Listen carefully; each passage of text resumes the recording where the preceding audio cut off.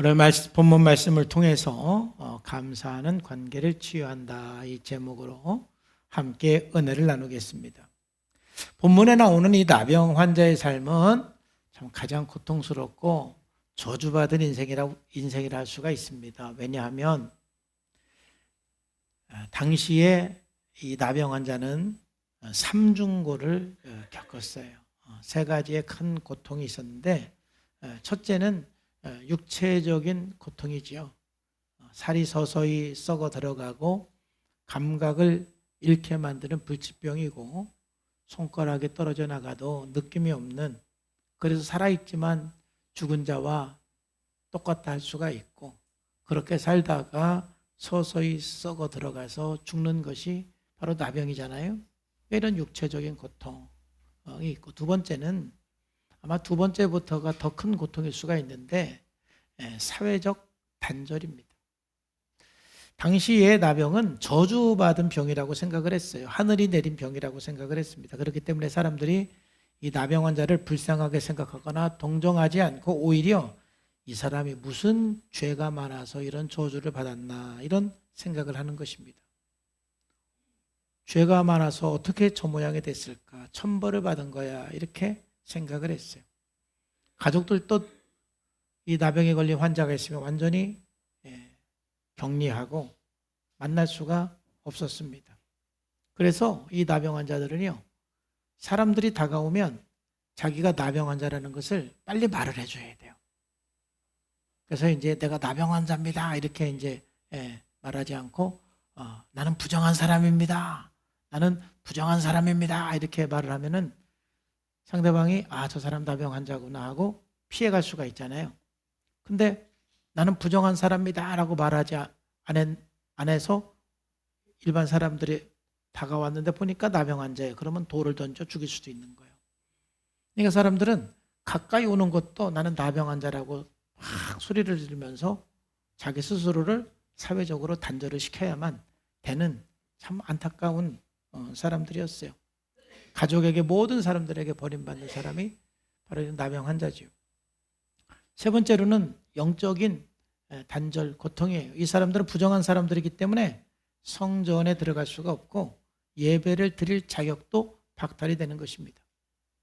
우리들이 살아가면서 크고 작은 여러 가지 어려움이 있지만은 그래도 어려움을 만날 때 우리가 기도하고 예배를 드리면서 마음의 위로도 받고 또 하나님의 임재를 경험하면서 그 하나님의 은혜 속에서 그 고통을 우리가 이겨나갈 수가 있는 것이지요. 그래서 우리가 예배 드리는 것이 참 복이고 기도할 수 있는 것이 얼마나 큰 은혜인지 몰라요. 근데 이 나병 환자들은 하나님 앞에 기도하고 예배할 수 있는 그 권리마저도 박탈당한 사람들이 이 나병 환자들이었어요.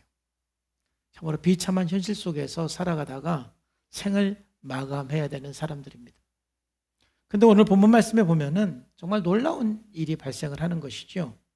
이 10명의 이 나병 환자들이 이제 함께 지냈는데 예수님께서 오신다는 소식을 듣고 이들은 예수님 앞에 본인들의 병을 고쳐달라고 소리를 지르고 도움을 요청하는 장면이 나옵니다.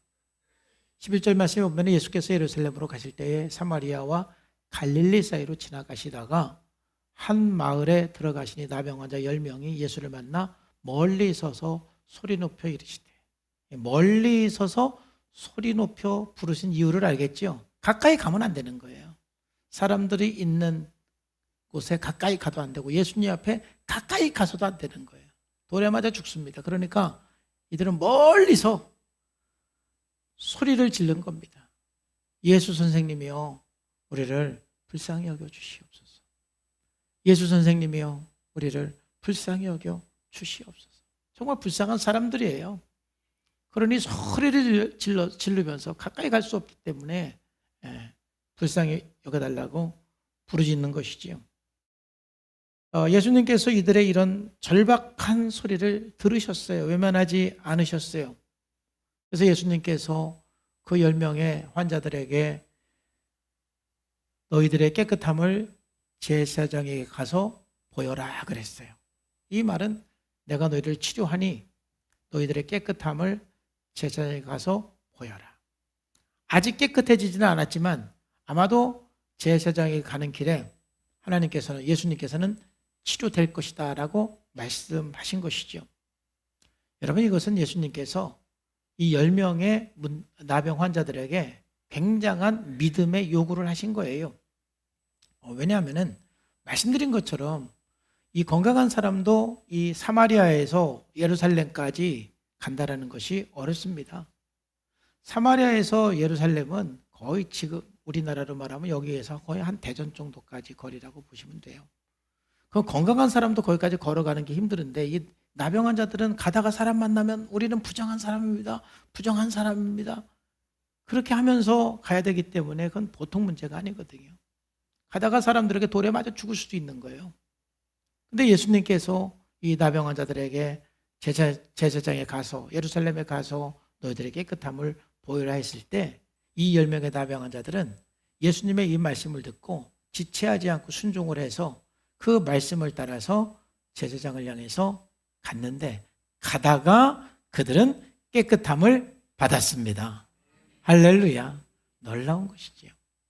예수님의 이 말씀, 이 10명의 이 나병 환자들의 이 결단, 순종, 이 믿음이 놀라운 역사를 이룬 것입니다. 그런데 예수님께서는 오늘 본문 말씀을 통해서 이 10명의 나병 환자들의 믿음과 순종에 대해서 우리들에게 말씀하시는 게 아니에요. 그들이 고침을 받고 나서 감사한 거에 대해서 얘기를 하는 거예요. 10명이 믿음으로 치유를 받았는데 그 중에 감사하러 온 사람이 딱 한 명밖에 없었던 것이죠. 그래서 예수님께서 이렇게 말씀하십니다. 예수께서 대답하여 이르시되 10사람이 다 깨끗함을 받지 아니하였느냐? 그 9은 어디 있느냐라고 말씀하시는 거예요. 그래서 오늘 말씀을 통해서 우리는 하나님께 받은 은혜, 하나님께 받은 사랑에 대해서 감사할 줄 아는 사람으로 회복하기를 주님의 이름으로 축복합니다. 그래서 오늘 말씀의 핵심은 10명의 나병 환자들인데 그 10명의 나병 환자들을 예수님은 치료했지만 실제적으로 9명은 육체적인 나병 환자뿐만이 아니라 또 그리고 육체적인 나병 환자는 치유는 받았지만 오히려 영적인 나병 환자는 치유받지 않은 것을 말씀하고 있는 거예요. 하나님께 은혜는 받고 사랑을 받았지만 거기에 대해서 감사로 반응하지 못하는 것은 감각이 없는 것이죠. 영적인 나병 환자입니다. 그래서 우리는 첫 번째로 받은 것을 넘어서 감사하는 삶으로 나가시기를 주님의 이름으로 축복합니다. 우리가 많이 은혜를 받는 것도 중요해요. 또 많은 사랑을 받는 것도 중요해요. 그러나 그 받은 은혜와 받은 사랑에 대해서 감사함으로 나갈 줄 아는 사람이 돼야 하는 것입니다. 오늘 본문 말씀에 이 나병 환자들이 멀리 서서 예수님 앞에 부르짖었습니다. 우리를 불쌍히 여겨달라고. 그랬더니 예수님께서 제사장들에게 너희 몸을 보이라 그랬어요. 그래서 그들이 순종해서 믿음으로 제사장을 향해서 갔는데 얼만큼 가다가 치유받았는지 모르겠지만은 가다가 그들이 깨끗함을 받았어요. 치유를 경험했어요. 10명이 치유를 받았는데 근데 오늘 말씀 보니까 딱 한 사람만 예수님께 와서 감사를 했다 그러죠. 그 중에 한 사람이 자기가 나은 것을 보고 큰 소리로 하나님께 영광을 돌리며 돌아와 예수의 발 아래에 엎드려 감사하니 그는 사마리아 사람이다. 10명이 치료를 받았는데 9명은 감사하러 오지 않았고 1명만 예수님 앞에 나와서 감사했어요. 그 9명은 왜 그랬을까요? 자기가 병 나은 것에 너무 기뻐한 것이죠. 너무 흥분하고 아마 황홀했을 것입니다. 더 이상 이 저주의 삶을 살지 않아도 되는구나. 이제 더 이상 단절된 삶을 살지 않아도 되는구나. 너무 기쁘고 감격해서 자기들이 회복된 거에 너무 취해서 치료해 주신 예수님은 생각하지도 못했던 것입니다.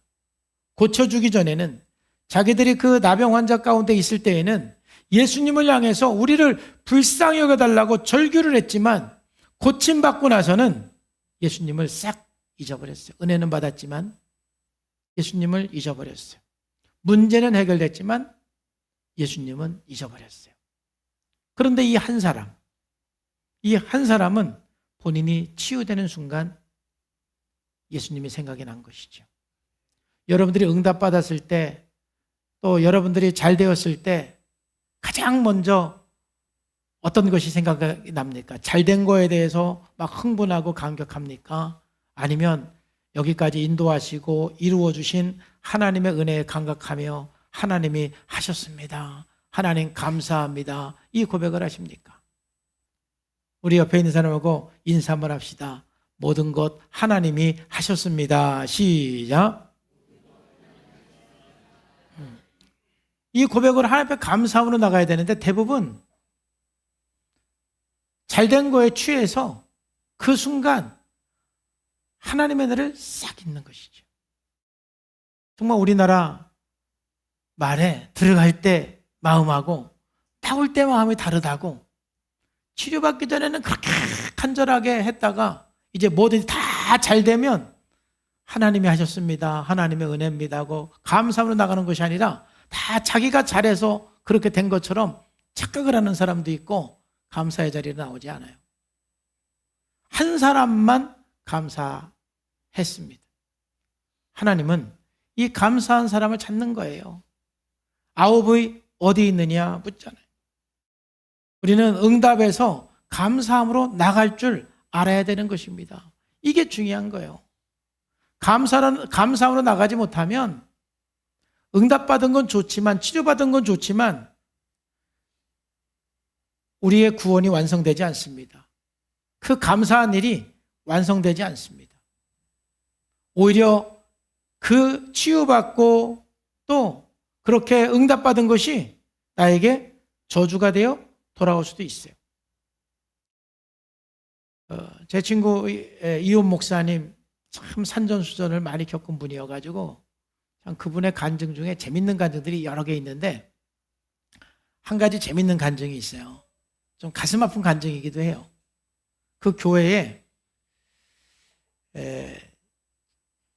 어떻게 보면 별것 아닌데 한 여자 성도님 중에 그 젖꼭지가 2개인 그런 문제가 있는 분이 있었어요. 근데 우리가 생각하면 별거 아닌데 그분에게는 너무너무 큰 수치였어요. 그래서 그걸 아는 사람은 자기하고 남편밖에 몰라. 아이들도 몰라. 아이들 키울 때도 한쪽 젖으로만 키웠어요. 왜냐하면 이 아이들이 알면 동네 가서 우리 엄마는 3개야 라고 말할까 봐. 그러면 그 소문이 나잖아요. 그게 수치스러워서 숨기고 한쪽 젖으로만 아이를 키웠어요. 그리고 이제 그분의 불편함을 우리가 다 이해할 수는 없지만 가장 큰 불편함 중에 하나는 사우나를 간다든지 목욕탕을 간다, 이런 걸 공공장소에서 옷을 벗는 그런 자리에 갈 수가 없는 거예요. 그리고 그 하나가 이 사람에게는 너무 위축이 되고 여성으로서 상당히 그 위축이 되고 어떤 자존심도 상하고 낮은 자존감이 형성이 됐던 것 같아요. 그러나 그걸 어떻게 합니까? 그냥 이렇게 살았는데 그 교회에서 이제 어느 날 이제 집회를 하는데 그 강사님이 우리가 무엇이든지 믿음으로 기도하면 하나님이 다 치료해 준다라는 막 강력한 메시지를 전하는데, 그분이 왠지 이번에 기도하면 하나님께서 이것도 치료해 줄 수 있을까? 이런 생각이 들기 시작하는 거예요. 그래서 이거 한번 정말 믿음으로 기도해서 이거 한번 치료 한번 받자 하고 이분이요 그 문제를 가지고 하나님 앞에 기도하기 시작했어요. 하나님 정상이 되게 해주세요. 하나 사라지고 이제 정상이 되게 해주세요. 간절히 기도했는데 첫날, 둘째 날 이렇게 이제 기도했는데 아마 집회 마지막 날쯤에 막 기도하는데 뭔가 이상한 느낌이 들기 시작하더라는 거예요. 그죠? 설마 기도하면서도 설마. 근데 너무 이상한 느낌이 들어서 한번 이렇게 손으로 싹 이렇게 해서 만져봤는데 없어지더래요. 자기도 못 믿었어. 그래서 기도하면서 이렇게 넣어보니까 앞만 봐도 없는 거야.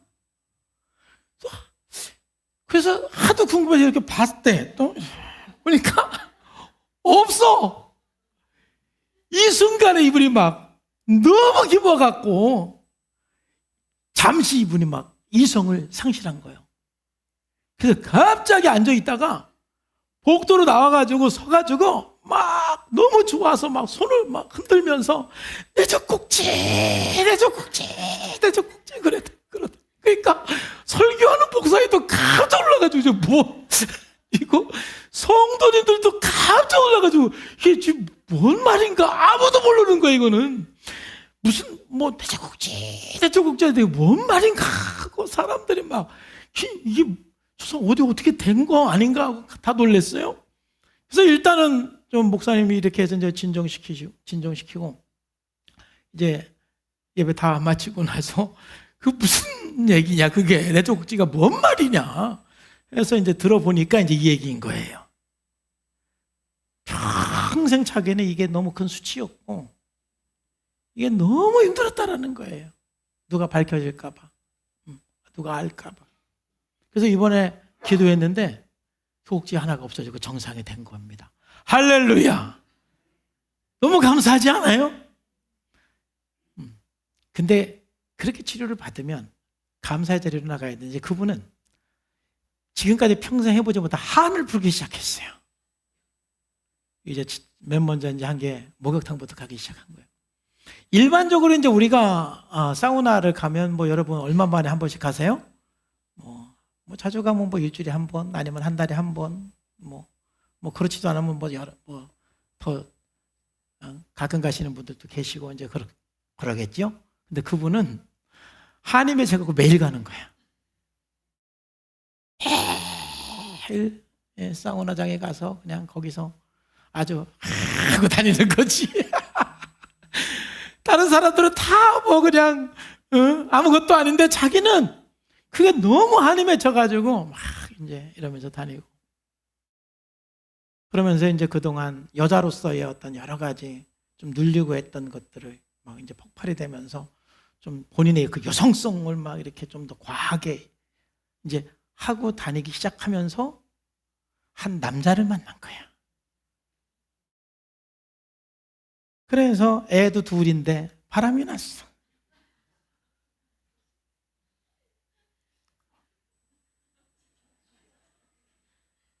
이거 웃을 일이 아니에요, 이게 지금. 애들 둘하고 남편은 아주 이게 얼마나 큰 날벼락입니까? 그러면 이분이 치유된 게 잘 된 거예요. 치유된 게 지금 오히려 잘못된 거예요. 그 목사님도 씁쓸해가지고 간증한 거예요, 이게. 치유받은 것까지는 너무 교회가 막 할렐루야, 뭐 놀렐루야, 막 그분만 보면 하나님은 살아계시오 막 했는데 얼마 가지 않아서 이제 그렇게 되니까 또 성도들이 이건 뭐지? 이건 뭐지? 헷갈리는 거죠. 여기 오늘 나병 환자도 10명 중에 1명은 치유받고 감사의 자리까지 왔는데 9명은 감사의 자리로 오지 않았어요. 여러분, 하나님께 은혜 받고 감사의 자리까지 못 오는 사람은 받은 은혜가 나한테 축복이 될 수도 있지만 그 받은 은혜가 꼭 그렇지 않을 수도 있어요. 이런 건강의 축복, 물질의 축복, 또 자녀가 잘 되도록 뭐 기도하고 여러 가지 기도하지만 그 잘 된 다음에 정말 하나님께 영광을 돌리고 하나님 나라를 위해서 살아가야 되는데 오히려 잘 되게 해주니까 그것 때문에 오히려 더 하나님을 떠나기도 하고 더 죄를 짓기도 하는 그런 일들이 우리들 삶 가운데서도 종종 일어날 수 있는 일인 거예요. 그래서 하나님께서 시편 106편 15절 말씀에서도 이들이 응답은 받았지만 하나님의 은혜는 받았지만 원하는 것은 이루어졌지만 감사하는 자리까지 안 가니까 그들의 영혼은 쇠약하게 되었다. 그러므로 여호와께서 그들의 요구한 것을 그들에게 주셔질지라도 만나도 내려주시고 불기둥으로 지켜주시고 구름기둥으로 지켜주시고 하나님께서 그들이 원하는 모든 것들을 광야 생활 가운데 다 공급해 주셨는데 그들은 감사하기보다는 원망했지요. 그들은 앞에 감사 찬양하기보다는 불평했어요. 하나님께 받은 거는 많지만은 감사의 자리로, 예배의 자리로, 찬양의 자리로 나오지 못했어요. 그렇기 때문에 그들은 원하는 걸 받았지만 그들의 영혼은 더 쇠약하게 되었다. 영적인 나병 환자다라고 말하는 것입니다. 여러분, 지옥이 어떤 곳인 줄 아십니까? 지옥은 감사가 없는 곳이 지옥이에요. 잠언 17장 20절 말씀에 보면은 스올과 아바돈, 지옥을 말하는 거예요. 지옥은 스올과 아바돈은 만족함이 없다. 감사가 없는 것이죠. 아무리 받아도, 아무리 은혜를 받아도, 아무리 응답을 받아도 감사로 헌신하고 감사로 충성하고 감사로 하나님 앞에 내 삶을 드리는 그 감사함으로 나가지를 못하는 거예요. 만족함이 없어요. 사람의 눈도 만족함이 없다. 그러니까 받는 것이 중요한 것이 아니라 감사의 자리로 나와야 되는 것입니다. 그래서 시편 50편 23절에 감사로 제사를 드리는 자가 나를 영화롭게 한다. 여러분, 우리가 하나님께 받은 은혜들이 얼마나 많고 또 우리가 지금까지 살아오면서 주변 사람들에게 받은 은혜들이 얼마나 많습니까?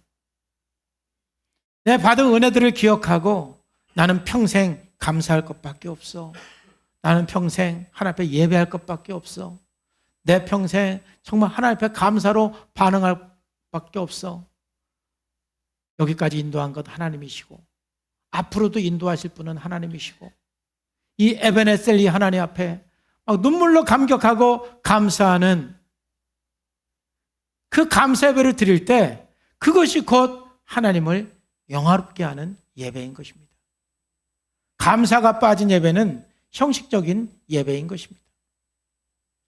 감사가 빠진 삶은 여러분 모든 것을 이루었어도 만족이 없는 삶이 되는 것입니다.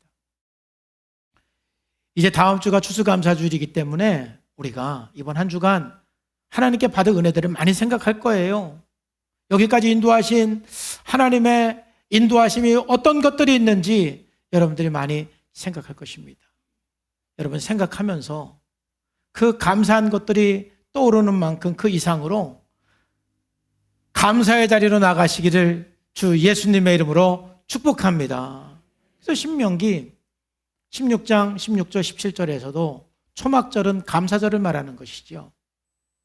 초막절에 대해 하나님 여호와께 택하신 곳에서 여호와를 배웁되 빈손으로 여호와를 배웁지 말고 각 사람이 내 하나님 여호와께 주신 복을 따라 그 힘대로 드릴지니라. 감사한 사람은 물질로도 표현하고 또 내 몸으로도 표현하고 이 감사는 말로만 하는 건 아니죠. 우리 행동으로. 이 나병 환자도 감사하니까 돌아와서 주님께 무릎 꿇고 엎드려 경배했다라고 나오잖아요. 우리 행위를 통해서 우리의 삶을 통해서 하나님 앞에 감사하는 거예요. 저는 우리 성산의 모든 성도님들이 2025년 이번 주간에 감사가 회복되기를 주 예수님의 이름으로 축복합니다. 감사가 회복함으로 여러분들이 하나님 앞에 드리는 헌금 생활도 회복이 되고 헌신하는 생활도 회복이 되고 섬기는 삶도 회복이 되기를 주의 이름으로 축복합니다. 감사하기 때문에. 안 그러면 아무리 많이 받아도 그것이 여러분들에게 축복이 되지 않는 것입니다.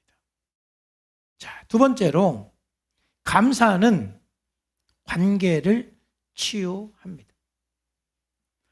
멀어졌던 그 관계를 치유하는 것은 감사입니다.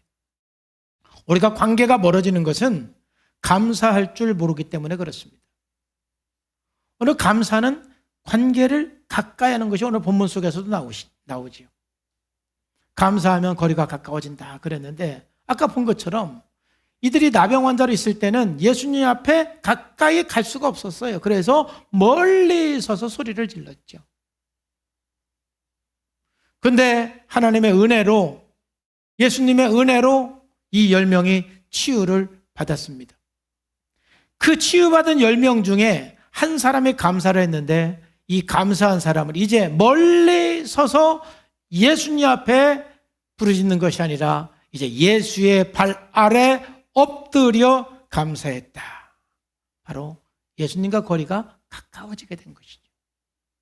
감사할 때 비로소 멀어졌던 관계가 가까워지는 것입니다. 그러니까 예수님께서 야, 9명은 어디 있느냐라고 물어보신 것은 그들을 단순히 책망하는 것이 아니라 관계의 회복의 자리까지 나오지 못하는 안타까움에 대한 예수님의 외침이기도 합니다. 우리는 받는 것보다 더 중요한 것은 감사함을 통해서 관계가 치유되고 회복되는 것이 중요한 것입니다. 우리는 감사를 통해서 관계가 회복이 되는 거예요. 가까워지는 거예요. 다윗도 감사는 관계라는 것을 알았습니다. 그래서 시편 103편 2절 말씀에 내 영혼아 여호와를 송축하며 그 모든 은택을 잊지 말지어다 그랬는데, 다윗의 삶은 승리할 때도 감사했고 실패할 때도 감사했어요. 감사 속에서 관계가 가까워지기 때문에 그렇습니다. 여러분, 하나님의 관계뿐만 아니라 인간관계도 감사할 때 모든 것이 회복이 되는 거예요. 저도 우리 아내와의 그 관계가 회복될 때는 하나님께서 저에게 감사를 회복시켜 주신 거예요. 우리 이제 지난주 용우도 결혼했지만은 결혼해서 이제 부부 생활 하다 보면은 서로 이제 싸우기 시작하잖아요. 처음에는 싸웠다가 금방금방 풀립니다. 그런데 시간이 지나면 이제 내 마음속에 쌓이는 게 있어요, 없어요? 자꾸 이제 쌓이는 게 있죠. 하나씩 하나씩 쌓이는 것입니다. 그러면 나중에는 이제 조금 마음에 안 드는 게 보이면 쌓인 것 때문에 화가 이만큼만 나도 될 게 이만큼 난단 말이죠. 그러니까 싸움이 더 커지는 거예요. 그리고 웬만한 거 그냥 넘어갈 수도 있는데 그걸 못 넘어가는 거죠. 왜? 쌓인 게 있기 때문에. 저도 내 안에 있는 쌓여 있는 것들이 좀 다 풀어지고 좀 넘어갈 수 있는 건 좀 넘어가고 좀 가끔 화가 나더라도 막 이만큼 낼 건 이만큼만 내야 되는데 며칠 가고 하니까 저도 괴로운 것이죠. 그래서 하나님 앞에 그 문제를 가지고 참 많이 기도도 하고 회복하려고 기도했는데 하나님께서 저를 회복시켜주는 과정이 있는데 그 과정 중에 가장 핵심적인 게 뭐냐면은 감사를 회복시킨 거예요. 어느 날 갑자기 한 번도 그런 생각을 안 했었는데 어느 날 갑자기 기도하는데 우리 집사람이 나하고 결혼해서 고생한 것이 생각이 나는 거예요. 지금까지는 그런 생각 안 했거든요. 참 좋은 남자 만나서 당신은 복도 많아 그렇게 생각했단 말이에요. 지금까지는 우리 남자들 그렇게 아직까지도 생각하시는 분도 손 들어봐. 철이 안 난 거야. 당신은 참 좋은 남편 만나갖고 복에 겨워서 그런 거야 라고 생각을 하죠. 아마 여자분들도 남편이 좀 뭐라고 하면 당신 나 같은 아내 만난 거 복으로 생각해 라고 생각하는 사람 아멘. 할렐루야. 철이 안 났어. 우리는 다 그렇게 생각하고 살아. 다. 나도 그렇게 생각하고 살았고 아마 우리 아내도 그렇게 생각하고 살았을 거예요. 그러니까는 쌓이는 게 많아. 그리고 감사보다는 참 우리 거꾸로 당신은 감사할 줄을 몰라. 어? 내가 뭐 술을 먹어, 뭐 바람을 피워, 내가 속을 새겨 하면서 내가 잘한 것만 생각을 하고 참 복에 겨워서 그런 거야. 그런데 어느 날 기도하는데 정말 우리 집사람이 나하고 결혼해서 얼마나 고생했나 막 이게 느껴지기 시작하는데 너무 미안하더라고. 그리고 정말 그 젊어서 나하고 결혼해서 고생했던 것들이 보이니까 이제 감사한 것들이 생각이 나는 거예요. 참 감사하다. 감사하다. 이거 하나님께서 저에게 주신 마음이거든요. 그때부터 참 미안한 마음, 감사한 마음. 지금도 저에게는 그게 있어요. 참 감사하고 미안해요. 그러니까 그동안 내 마음속에 가졌던 약간 서운했던 그런 마음들이 싹 사라져서 이제는 뭐 웬만큼 뭐 저를 좀 기분 나쁘게 하는 말을 할 때도 있지만 그냥 넘어가요. 넘어갈 수 있는 마음의 여유가 생기는 거예요. 웃고 넘어갈 수가 있는 거예요. 그 다음에 또 가끔 화가 날 때는 뭐 옛날 것까지 합쳐져서 화가 나지는 않아요. 이미 그거는 다 해결했으니까. 감사함으로 거리가 가까워지는 거예요. 제가 상담하면서도 어떤 자매가 어렸을 때부터 엄마에게 언어적인 학대를 많이 받은 자매가 있었어요. 그리고 자주는 아니었지만 가끔 그 엄마한테도 많이 맞기도 했어요. 그래서 엄마 하면은 너무 화가 나고 또 엄마 하면 또 눈물이 나고 우리 엄마는 왜 그랬을까? 왜 그렇게 딸에게 모진 말을 했을까? 왜 그렇게 조금만 실수해도 그렇게 때렸을까? 그래서 이 엄마에 대한 분노, 원망 이게 굉장히 많았어요. 그분을 치료하기 위해서는 감사가 아닌 일단은 용서를 하도록 계속 기도하고 그 부분을 함께 이야기하면서 그래도 신앙인이기 때문에 예수님의 이름으로 그 엄마를 용서해야 되겠다는 걸 알고 있어요. 그래서 그날부터 그 엄마를 용서하는 기도를 하기 시작했어요. 근데 그분에게 놀라운 일이 생기기 시작한 거예요. 예수님의 이름으로 엄마를 용서하면서 하루는 저한테 와서 목사님, 제가 이번 주는 깜짝 놀랐어요. 뭐가요? 제가 지금까지 살면서 엄마가 저에게 잘해준 것들이 생각나기 시작했어요. 생각해보니까 엄마가 중학교 때 저에게 맛있는 도시락을 싸줬더라고요. 생각해보니까 생각이 났는데 엄마가 시장에 가서 저에게 맛있는 것도 사주고 좋은 옷도 사줬어요. 지금까지 한 번도 엄마가 자기에게 잘해준 게 하나도 기억이 안 났었어요. 그냥 막 욕한 거, 때린 거, 힘들게 한 거, 그것만 기억나가지고 엄마 하면 화가 나고 원망만 했어요. 근데 생각해보니까 엄마한테 감사한 것들이 있는 거예요. 힘들었지만 그 가운데서 나에게 참 이렇게 잘해주려고 노력했네. 용서하면서 감사한 것이 생각나기 시작한 거예요. 그래서 그분이 40이 넘어서 처음으로 그 주간에 엄마를 찾아가가지고 엄마 고마워 라는 말을 40년이 넘어서 처음으로 한 번 한 거예요. 엄마 고마워. 생각해보니까 참 엄마가 그때 나 중학교 다닐 때 도시락 싸느라고 힘들었을 텐데 그렇게 해서 참 고마워. 또 엄마가 경제적으로 힘든 상황 속에서 시장에 가서 나한테 옷도 사주고 맛있는 것도 사주고 참 생각해보니까 엄마한테 참 고마운 게 많더라고. 엄마 고마워. 처음으로 그렇게 얘기했어요. 평생. 그랬더니 엄마가 그 딸에게 하는 말, 또 그 엄마한테 처음 들어본 얘기를 듣는 거예요. 이 딸이. 네가 나보다 고생이 더 많지. 뭐 힘든 건 없냐. 엄마한테 처음 들어보는 얘기예요.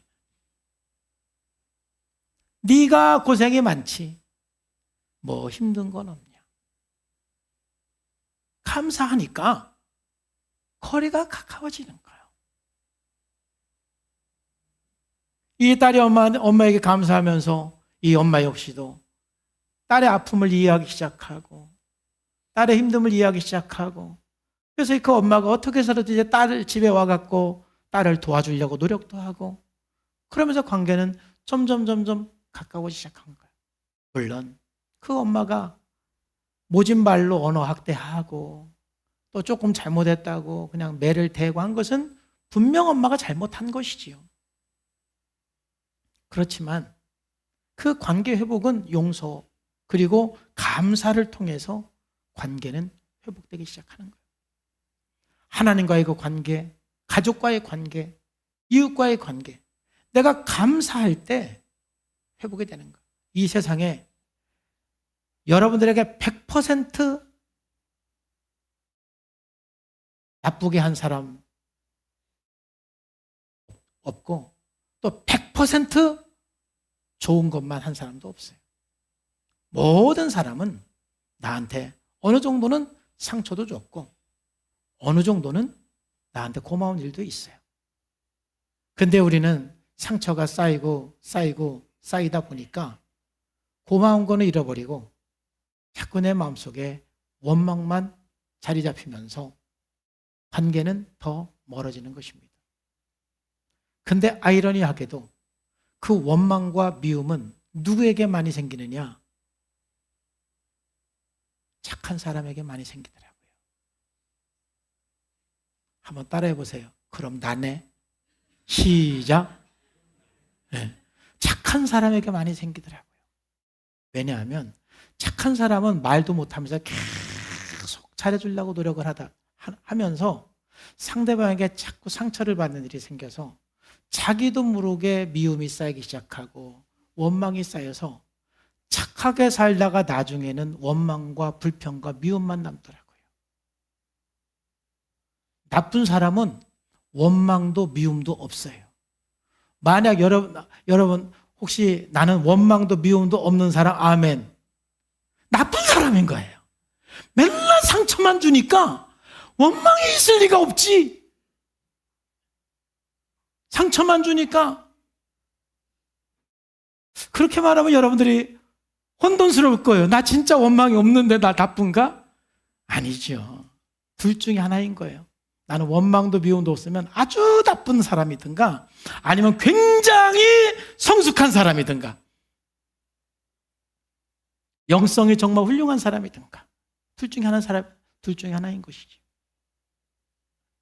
착하게 살다 보니까 참 우리 안에 나도 모르게 쌓이는 게 많아요. 직장 생활에서도 착한 사람이 쌓이는 게 많아요.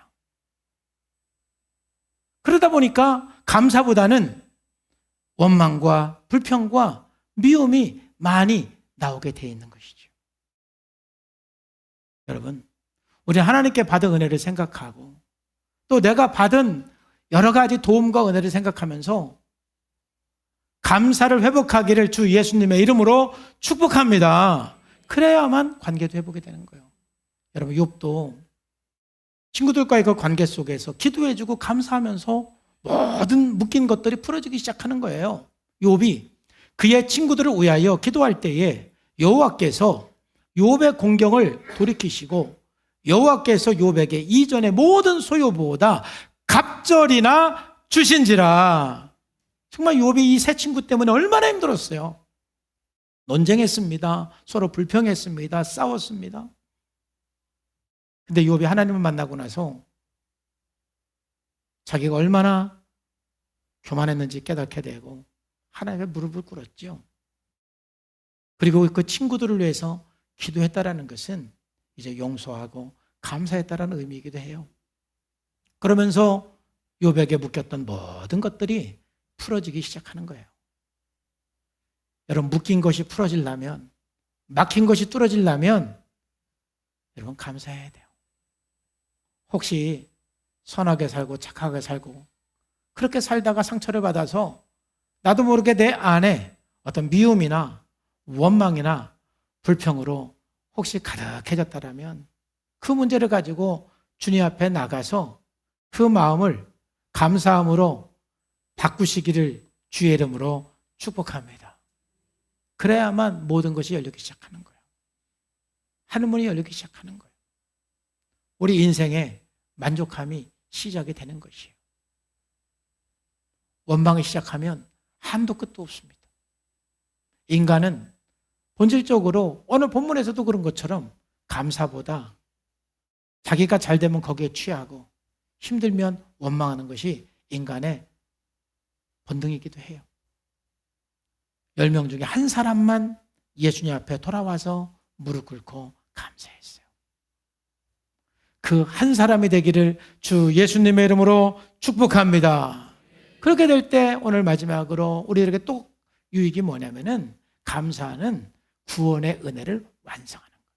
우리가 많은 은혜를 받아요. 또 우리가 구원을 받았어요. 그 받은 은혜, 받은 구원을 완성하는 것은 바로 감사인 거예요.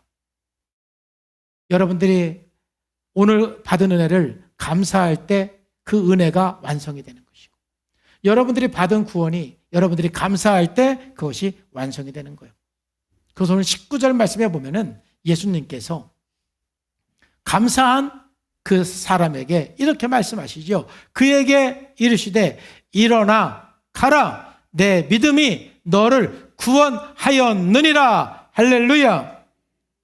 예수님께서 10명을 다 치유했지만 10명 모두에게 가서 너희들의 깨끗함을 제사장에게 보이라, 이 말은 10명 모두가 들었지요. 그런데 일어나 가라, 내 믿음이 너를 구원하였다, 이 말은 10명 중에 감사한 한 사람에게만 하신 것입니다. 받은 은혜가 완성이 되는 거예요. 우리가 많은 은혜를 받지만 감사하지 않으면 그 은혜가 완성되지 않는 거예요. 오늘 본 말씀에 보면은 일어나라고 그랬잖아요. 감사는 그래서 일어남의 신앙이다. 일어나라고 그랬잖아요. 근데 여기서 일어나라는 말을 좀 보니까 부활한다라는 말하고 일어난다라는 말하고 같은 단어더라고요. 여기서 같은 단어예요. 이거 어쩌면 회복을 말하는 거예요. 부활이라는 단어가 아나시스타시스인데 여기서 일어나라는 말은 아나시스타스예요. 그러니까 똑같은 어원이에요. 그래서 예수님께서 여기서 일어나 가라, 이 말은 다시 일어나서 다시 부활해서 다시 새 생명을 얻어서 이제 너의 삶을 살라라는 뜻이죠. 그래서 여러분, 감사하는 사람은 절대로 절망하지 않습니다. 다시 일어납니다. 절대 낙심하지 않습니다. 다시 일어나는 거예요. 절대 방황하지 않습니다. 다시 일어나서 사명의 길로 가는 사람이 감사하는 사람이에요. 감사할 때 여러분 새로운 길이 열리고요. 감사할 때 우리는 일어날 수가 있는 거예요. 우리는 의식적으로라도 의도적으로라도 감사하셔야 돼요. 감사해야 일어날 수가 있는 것이죠. 그리고 예수님께서 이제 두 번째로 하신 말씀은 내 믿음이 너를 구원하였다. 내 믿음이 너를 구원하였다. 이 말은 온전한 구원을 말하는 것입니다. 육체적인 구원뿐만이 아니라 완전한 구원, 즉 영적인 구원까지. 즉 9명은 육체적인 치유만 경험을 했어요. 그런데 여기 감사한 사람은 육체적인 치유에 머물러 있는 것이 아니라 영혼의 구원까지 받은 사람이 되는 거예요. 구원이 완성되는 것입니다. 그래서 우리는 감사하는 사람이 중요한 것입니다. 여러분, 은혜는 받았지만 감사하지 못하는 사람은 은혜를 소비하는 사람이에요. 은혜의 소비자.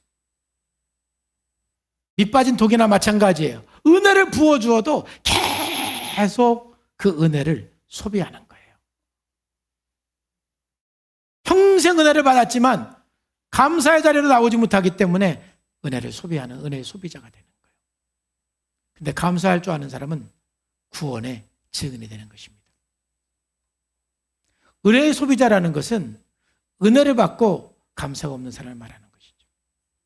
아까 말한 대표적으로 이스라엘 백성들입니다. 이스라엘 백성들은 광야에서 하나님께로부터 만나를 내려주셨어요. 메추라기를 내려주셨어요. 기름구둥으로 지켜주셨고요. 불기둥으로 지켜주셨고요. 홍해의 기적을 경험하게 하셨고요. 반석에서 물이 나오게 하셨어요. 수없는 은혜들을 이들은 경험을 했죠. 그렇지만 결코 그들은 감사의 자리로 나가지 않았어요. 그들은 조금만 어려우면 원망하고 불평을 하기 시작했어요. 받은 은혜들이 다 소비가 된 거예요. 은혜 받으면 새 나가고, 은혜 받으면 새 나가고, 은혜 받으면 새 나가고. 거기에 대해서 시편 106편 13절에서는 이렇게 말하죠. 그러나 그들은 그가 행하신 일들을 곧바로 잊어버리는 거예요. 은혜는 받지만 다 허비되고 다 소비가 되는 것입니다. 여러분, 은혜의 소비자가 되겠습니까? 우리가 지금까지 받은 은혜가 얼마나 큽니까? 생각하면 생각할수록 얼마나 은혜들을 많이 받으셨습니까? 근데 감사의 자리로 나가지 못하면 이 은혜는 다 허비가 되고 소비가 되는 거예요. 그런데 감사의 자리로 나가는 사람은 구원의 증인이 되는 것이죠. 대표적으로 예수님께 향유를 부은 마리아라고 볼 수가 있어요. 이 사람은 주님께 받은 은혜에 너무 감격해서 그 감사하는 삶으로 주님 앞에 나간 사람이에요. 그는 자기가 가진 그 향유, 가장 귀한 것을 깨트려서 예수님의 발에 부었어요. 마리아는 지극히 비싼 향유, 곧 순전한 나드 한 근을 가져다가 예수의 발에 붓고 자기 머리털로 그의 발을 닦으니 향유 냄새가 집에 가득하더라. 이 사람이요, 은혜를 감사의 자리로 가야 돼요. 여러분, 가정에서나 교회에서나 또 하나님과 관계에서나 이웃과의 관계에서나 먼저 여러분들이 받은 도움들, 은혜들을 먼저 생각하시기를 주 예수님의 이름으로 축복합니다. 그래서 그 받은 은혜를 가지고 하나님 앞에 물질로, 또 하나님 앞에 내 삶으로, 내 몸으로 충성하고 헌신할 때 바로 우리는 감사로 나가는 사람들인 것입니다. 그걸 예배다 그러는 것입니다. 예배는 하나님의 은혜에 대한 반응을 하는 것입니다. 시간을 드리는 것입니다. 내 모든 것을 하나님 앞에 드리는 것, 감사함으로 드리는 것이 예배인 것입니다. 우리는 인간관계 속에서도 서로 내가 받은 거에 대해서 감사하고 또 나도 그 은혜를 베풀 줄 아는 사람이 되어야 하는 것입니다. 받은 은혜에 대해서 감사함으로 나가지 못하는 사람들은 그저 은혜의 소비자가 될 뿐인 것입니다. 사랑하는 성도 여러분, 우리 추수감사주의를 맞이해서 참 내가 얼마나 감사하면서 감사를 실천하는 삶을 살고 있는가를 한번 돌이켜보시기를 바랍니다. 10명이 모두 예수님께 은혜를 받았어요. 나병 환자가 치유가 되는 것은 놀라운 사건이었어요. 그런데 안타깝게도 그 10명 중에 단 한 사람만 감사로 그 은혜를 완성했던 거예요. 여러분들은 9명 속에 있습니까? 한 사람 속에 있습니까? 이번 추수감사절을 맞이해서 정말로 하나님과 관계를 다시 세우는 감사가 회복이 되고, 구원의 은혜를 확증하고 구원의 증인이 되는 감사가 회복이 되고, 여러분 가정 안에서도 감사가 회복이 되고, 여러분 부부관계 속에서도 감사가 회복이 되고, 모든 곳에서 우리 안에 감사가 회복이 됨으로 말미암아서 관계가 치유되고, 여러분 은혜가 완성이 되고 구원이 완성이 되는 그런 은혜가 있기를 주 예수님의 이름으로 축복합니다. 기도하겠습니다. 하나님 아버지, 감사합니다. 오늘 또 주님께서 은혜 주시고 함께해 주셔서 말씀해 주심을 감사합니다.